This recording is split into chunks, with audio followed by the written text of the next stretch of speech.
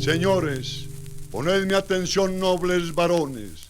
Quiero que me escuchéis porque está para llegar el fin del mundo. Estamos amenazados por un enemigo perseguidor y peligroso. Se trata de las mujeres solteras y solteronas que están robando hombres porque se volvieron ladronas.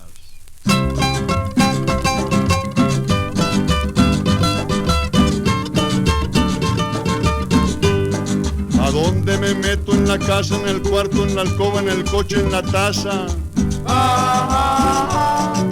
¡Qué barbaridad! ¡Qué barbaridad! Ya no buscan ellas relojes, ni anillos, ni carros, ni estrellas. ¡Qué barbaridad! ¡Qué barbaridad!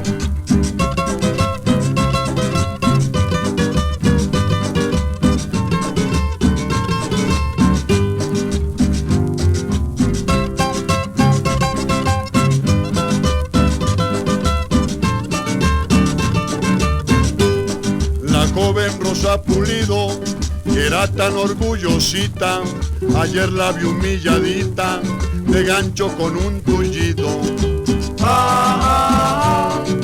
¡Qué barbaridad! ¡Qué barbaridad! Y a María Elena Jesús, que era de todas primero, la vi subiéndose a un bus, de brazo de un limosnero. ¡Qué barbaridad! ¡Qué barbaridad!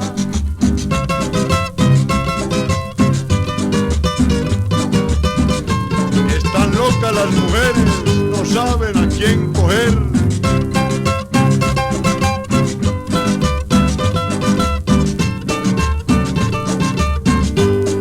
A la hija de Don Proceso, ese viejo tan morocho, la vieron dándole un beso a un viejito tuerto y mocho. ¡Qué barbaridad! ¡Qué barbaridad! Y a una reina de belleza, de la que no digo el nombre, lo cogió así de sorpresa, pero obvio que no era un hombre. ¡Qué barbaridad! ¡Qué barbaridad! ¿Y a dónde me meto yo, por Dios?